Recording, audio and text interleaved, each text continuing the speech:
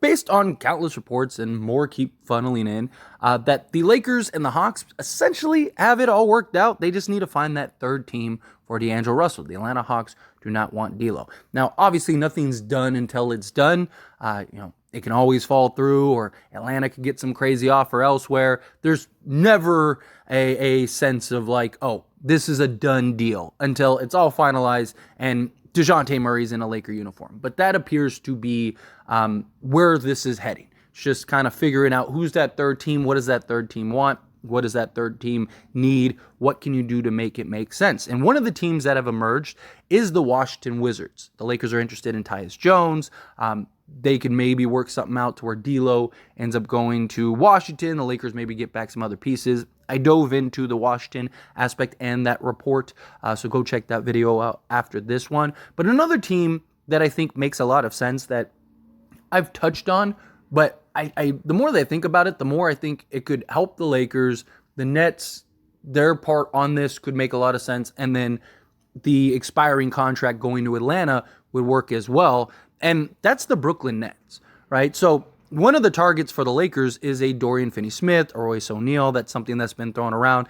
And look, I know Dorian Finney-Smith is having a really rough stretch right now. It happens. Guys shoot poorly for stretches. Dorian Finney-Smith has been great all season. He would be an upgrade regardless over basically all of our wings.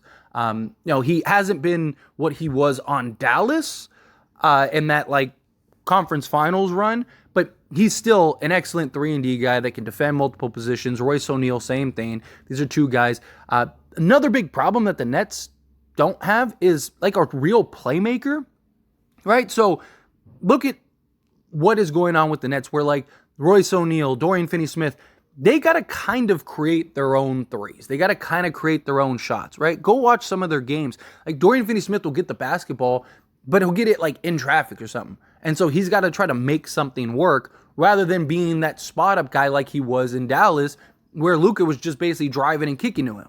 Well, with the Lakers, especially if they get Dejounte Murray, you'd have Dejounte Murray, you'd have LeBron James. If you got Royce O'Neal and Dorian Finney-Smith, you could literally have a starting five of, you could go Dejounte Murray, Royce O'Neal, Dorian Finney-Smith, LeBron James, and Anthony Davis. Now you have three guys out on the perimeter that are all 40+% from three. You have a ton of switchability in defense in that regard. That, to me, I think would be great. I think that would be a huge solid move. And then the Lakers would need to kind of address the center position. But I think you could do that in a multitude of ways. Somebody get bought out, you go make some kind of secondary trade.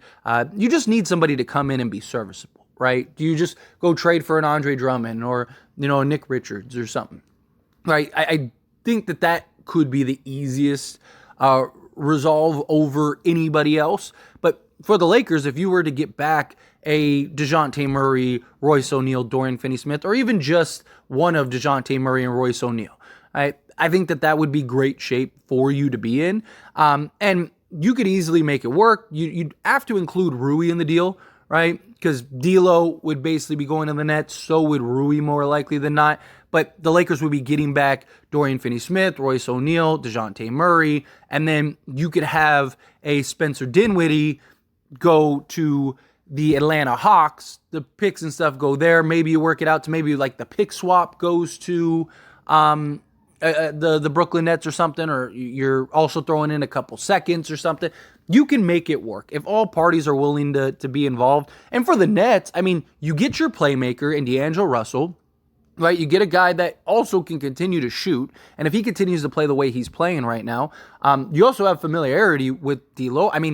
He was your main guy at one point and led you to a playoffs. So he would make sense, especially with that roster. And you have all those 3-and-D guys. He's butting in more defensively. D'Lo that be. So I just think that would make sense. Now you got a real playmaker that could set guys up, get guys involved, get guys easier shots. He could also shoot the basketball, play off the ball, when a Bridges or somebody has the ball in their hand, kick it out to D'Lo. And then you could get a real power forward in Rui Hachimura.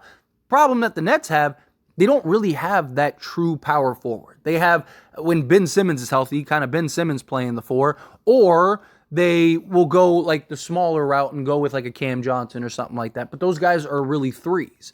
So you could, if you wanted to, have, say, a starting five of, D'Lo, Mikal Bridges, Cam Johnson. You could go with like Rui Hachimura and then Nick Claxton. You got offense, you got defense, you got some nice balance. Everyone's still young enough to where you could head in the right direction. When Ben Simmons comes back, kind of figure that out. But they're probably going to try to get off of Ben Simmons next season anyway. So I just think that would be a huge benefit for the Brooklyn Nets. They end up sending Spencer Dinwiddie, who's an expiring contract, and there are countless reports that Spencer Dinwiddie is just kind of coasting, right? He's done being in Brooklyn. He wants out of Brooklyn. He's not happy there, and he's just kind of showing up just for the paycheck. So get rid of that problem. You go and get like a real point guard. You're okay. If D'Lo opts in, that might be the best solution for you. They may even keep him long term, right? But you get your true playmaker, get somebody that can actually make plays and set guys up, get somebody that could shoot. Right? You kind of get that nice balance. D'Lo, I think, would be a bigger need and better fit than Spencer Dinwiddie, because Spencer Dinwiddie he can't make the plays. Dinwiddie's better defensively, but D'Lo is better shooter, more consistent shooter, and he's by far the better playmaker. Right? And that's kind of what Brooklyn needs. They need somebody that can get guys in position and set guys up. They'd also likely get a Rui Hachimura. Right? So you basically get two guys that need. You send out Spencer Dinwiddie and whatever else you got to send out. Again, the components wouldn't be that hard. Right? Jalen Uchafino probably goes to the Atlanta Hawks, and you're in good shape. Right? It's a win-win for everybody. Everyone's happy. Everyone's, living their best life. And I just think if the Lakers can do something like that, that would be huge, right? To basically send D'Lo to the Brooklyn Nets, even if you have to give up Rui Hachimura, get back two legit 3-and-D guys that upgrade your three-point shooting. Those two guys would also fit and make sense alongside Dejounte Murray.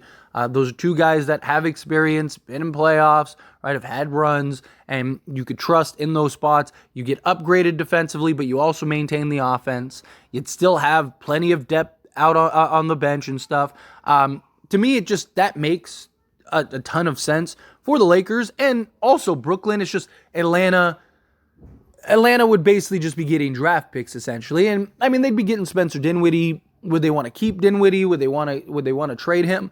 I mean, you would have this season to figure it out, and Dinwiddie might make more sense for them next to Trae Young than anybody else, because at least he's a point of attack defensive guy. He's a guy that can go get you 20, right? So I could actually see them potentially keeping Spencer Dinwiddie. I don't know if they're going to pay him a ton, but Dinwiddie makes the most sense because their concern is like, okay, if we need somebody that can play off of Trae Young, but also be a point of attack defensive guy, have some good size, things like that. I just think that this would be one of the best like win-wins for everybody, right? The Atlanta Hawks get a guy that actually could make some sense next to DeJounte Murray. You kind of look at it, gauge it, figure it out. If it works, great, you keep him. If it doesn't work, no biggie, you just let him go. And now you just cleared salary off your books. The Brooklyn Nets, they get their playmaker, they get a real power forward. And then the Lakers get 2 3-and-D guys, one guy that can play the 2, one guy that can play the 3. Basically, upgraded versions of Taurean Prince, which Darvin Ham loves him some Taurean Prince. So you have Royce O'Neal. Even if you do, say you bring Royce O'Neal off the bench and he does continue to start Taurean Prince, then that's fine. At least you have that 3-and-D shooter off the bench also. So you could even go Murray, Prince, Dorian Finney-Smith, LeBron, and AD if you wanted to. But regardless, I just think that all around, this would be a deal that makes a lot of sense for all parties involved. Because like anybody that's going to come in, they're going to want something for it, right? And like even the Wizards part of it, like what are they getting that makes sense to them? What do they get that they would want? Where if you're the Lakers, yes, your prize is DeJounte Murray, but if you're going to include a third team, wouldn't you want to try to get some other pieces that make sense from that team? Because you need more than just DeJounte Murray. Right? DeJounte Murray, yes, may make us better, but you need other pieces. And if you could go get 2 legit 3-and-D shooters, or even just one of them, right? Even if you just get Royce O'Neal, or you just get Dorian Finney-Smith, Like that, to me, that would be fine as well. That'd be solid as well. Right? And let's say you don't trade Rui or something, or let's say you do still trade Rui, but you just get Finney Smith, so you get D'Lo and whatever. Like, just get another piece. If you can get another piece that makes sense, and it's not even about like Rui being worse or better or whatever than Smith or Royce O'Neal. It's about fit. It's about opportunity, right? Rui just doesn't have that on this team with the way it's currently constructed, and LeBron James. And I just think if you can kind of go get those 3-and-D perimeter wings, right, and you can have those guys, both of these guys, you could play alongside Jared Vanderbilt because they could both shoot the 3 ball.